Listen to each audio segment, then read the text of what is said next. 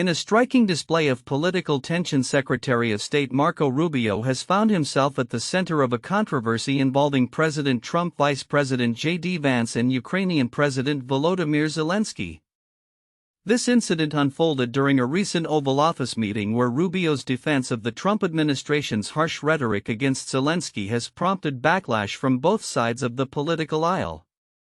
As the geopolitical landscape remains fraught with uncertainty, this episode highlights the evolving dynamics of U.S. foreign policy towards Ukraine amid ongoing conflict with Russia.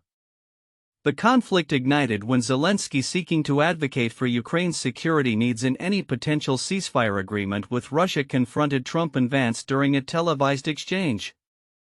Rubio, who was present during this contentious moment, characterized Zelensky's approach as problematic, stating what Zelensky did, unfortunately, is that he found every opportunity to try to Ukraine-splain on every issue. His remarks reflect a broader sentiment within the Trump administration that has increasingly framed Ukraine's leadership as ungrateful and disruptive to peace efforts. In the wake of this incident, Rubio's comments have drawn criticism from former colleagues in the Senate, particularly from Democrats who feel he has strayed from his previous stance on Ukraine. Senator Chris Van Hollen of Maryland, who supported Rubio's nomination, expressed regret over his decision, noting that Rubio had previously acknowledged Russia as the aggressor in the conflict. Van Hollen articulated his disappointment, stating, "As a member of the Senate, Secretary Rubio was somebody who stood up for American values, American principles, but that he was now parroting the president's position." Similarly, Senator Chris Murphy of Connecticut lamented Rubio's shift, calling him a great disappointment to many of his peers. Rubio's earlier support for Ukraine during the initial stages of the Russian invasion in 2022 showcased a commitment to American values and a recognition of the threat posed by Russian expansionism. He argued then that the U.S. should openly support Ukraine as long as it was willing to fight, emphasizing that failure to do so would set a dangerous precedent for other nations, particularly China. Despite the backlash, Rubio remains steadfast in his defense of Trump and Vance, dismissing critics as misinformed and asserting that the U.S. is genuinely trying to assist Ukraine. He remarked, "The sooner people grow up and realize that, I think the more progress we're going to be able to make," suggesting that a more unified approach could yield better outcomes in the complex geopolitical chess game. As the situation continues to develop, the implications of Rubio's comments and the administration's posture towards Ukraine remain to be fully seen. With the ongoing war entering its third year, the U.S. approach could significantly influence not only the fate of Ukraine but also global perceptions of American leadership and resolve in the face of autocratic aggression. The potential for a re-evaluation of U.S. foreign policy is palpable, and all eyes will be on how this administration navigates the intricate web of international relations in the months to come. In a significant shift in U.S. cyber strategy, Defense Secretary Pete Hegseth has ordered a halt to offensive cyber operations against Russia, a decision that comes amid a broader re-evaluation of military tactics in the wake of the ongoing war in Ukraine. This directive, issued late last month, has raised eyebrows among defense experts and political commentators alike, particularly as it aligns with President Trump's attempts to re-establish diplomatic relations with Moscow. According to officials familiar with the matter, Hegseth's instructions to U.S. Cyber Command reflect a desire to draw Russian President Vladimir Putin into negotiations regarding the conflict in Ukraine. The order was reportedly made just before a heated exchange between Trump and Ukrainian President Volodymyr Zelensky, which has been characterized as a breakdown in diplomatic relations. Trump, who has been criticized for his conciliatory approach toward Russia, asserted that Zelensky needed to adopt a more peaceful rhetoric toward Putin if any progress was to be made in resolving the war. The implications of this directive are manifold. For one, it blurs the lines between offensive and defensive cyber operations, raising concerns about the U.S.'s ability to gather intelligence on Russian activities. Retaining access to key Russian networks is deemed essential for understanding Putin's strategic intentions and for monitoring internal discussions on negotiation terms. Former officials have noted that it is not uncommon for civilian leaders to pause military operations during sensitive diplomatic negotiations, but the risks associated with this particular gambit are considerable. As the US takes a step back, Russia's cyber activities have intensified, targeting not only Ukraine but also NATO countries and critical infrastructure across the West. Reports indicate that Russia has ramped up ransomware attacks, particularly against American hospitals and key infrastructure, as well as engaging in sabotage efforts in Europe. The Pentagon's decision to halt offensive actions could undermine ongoing cooperative cyber defense efforts with allies, particularly in the context of Russia's aggressive cyber campaigns. Critics of the administration have voiced their concerns over this strategic pause. Senate Minority Leader Chuck Schumer characterized the move as a critical strategic mistake, accusing Trump of giving Putin a free pass while Russian cyber operations continue unabated. Schumer's remarks underscore a growing sentiment among some lawmakers that the U.S. may be compromising its own national security in a bid to appease Russia. Moreover, Trump's administration appears to have softened its stance on Moscow, as evidenced by recent votes at the United Nations where the U.S. aligned with Russia on certain resolutions. This shift has not gone unnoticed, with former officials warning that the U.S. must maintain pressure on Russia to deter further aggression and to protect its allies. As the situation evolves, the ramifications of Hegseth's order will likely unfold in the coming weeks, particularly as the U.S. navigates its foreign policy objectives amid a changing geopolitical landscape. The decision to cease offensive cyber operations raises critical questions about the balance of power in cyberspace and the effectiveness of U.S. strategies to counter Russian influence and aggression. Looking ahead, the ability of the Biden administration, or any future administration, to recalibrate its approach in light of these developments will be crucial. As diplomatic efforts continue, the stakes remain high, with the potential for both escalation and resolution hanging in the balance. In a stark reminder of the public health challenges that remain, the United States is currently grappling with a measles outbreak that has claimed its first life in over a decade. As reported by the Texas Department of State Health Services (DSHS), there have been 146 confirmed cases of measles since late January 2025, primarily affecting children in the South Plains region of Texas. This alarming surge in infections has prompted urgent calls for vaccination and community engagement. Robert F. Kennedy Jr., the U.S. Secretary of Health and Human Services, has characterized the outbreak as a critical call to action for individuals and health authorities alike. "We have a shared responsibility to protect public health," he stated, emphasizing the importance of vaccines in not only safeguarding individual children but also in fostering community immunity. The DSHS has noted that out of the 146 cases, 116 were in individuals under 18, with a significant number of those unvaccinated or with unknown vaccination status. Measles, a highly contagious viral illness, can lead to severe complications including pneumonia, encephalitis, and even death. Before vaccines were introduced in the 1960s, the disease was a common childhood illness, with hundreds of thousands of cases reported annually. The recent outbreak underscores the critical need for vaccination, particularly the measles, mumps, and rubella MMR vaccine, which has proven crucial in preventing this potentially deadly disease. In response to the outbreak, the Department of Health and Human Services has mobilized resources in collaboration with the Centers for Disease Control and Prevention (CDC) and Texas health authorities. This includes providing technical assistance, laboratory support, and vaccines. Kennedy's outreach has included discussions with Texas Governor Greg Abbott and direct communication with the parents of the deceased child, highlighting the administration's commitment to addressing this public health crisis. Healthcare professionals on the front lines of this outbreak are working tirelessly to manage and contain the spread of the virus. They are crucial in providing accurate information about vaccine safety and efficacy, which Kennedy noted is essential in combating vaccine hesitancy.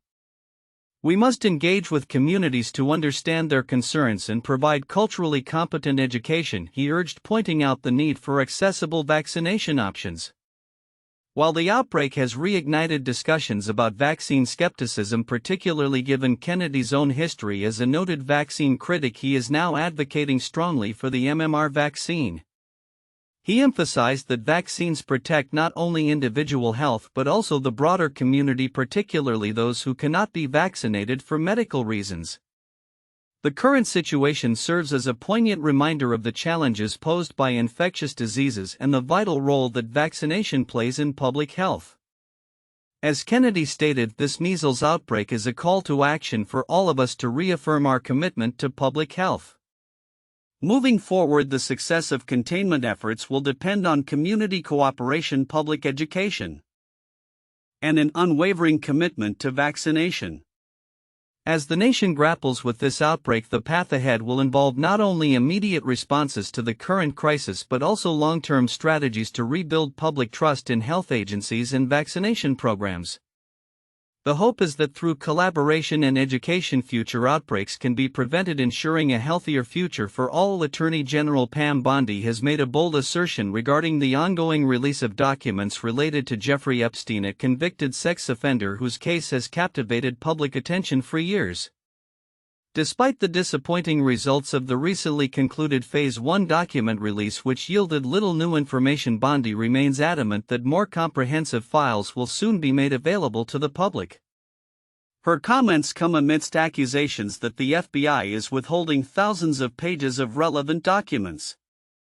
On March 3, Bondi publicly addressed the matter, assuring viewers during an interview on Fox News that the American public would eventually gain access to the full Epstein files.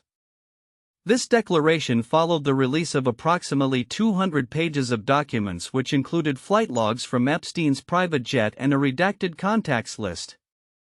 However, much of the material had already been disclosed during the prosecution of Epstein's associate Ghislaine Maxwell, creating a sense of disappointment among those expecting more substantial revelations. Bondi's insistence on the need for transparency was coupled with a sharp criticism of the FBI, as she claimed that the agency is sitting on a wealth of documents. New York City SDNY Southern District of New York, they're sitting on thousands of pages of documents regarding Epstein. Thousands, she stated emphatically, referencing her demand for the FBI to deliver all pertinent materials by the following morning.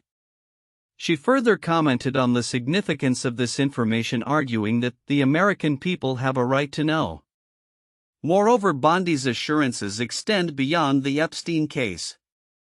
She indicated plans to declassify documents related to other historical events, notably the assassinations of former President John F. Kennedy and civil rights leader Dr. Martin Luther King Jr. Such promises have intensified scrutiny on her office, especially after the initial wave of Epstein documents failed to deliver any new allegations against the financier or his network. The release has not been without controversy.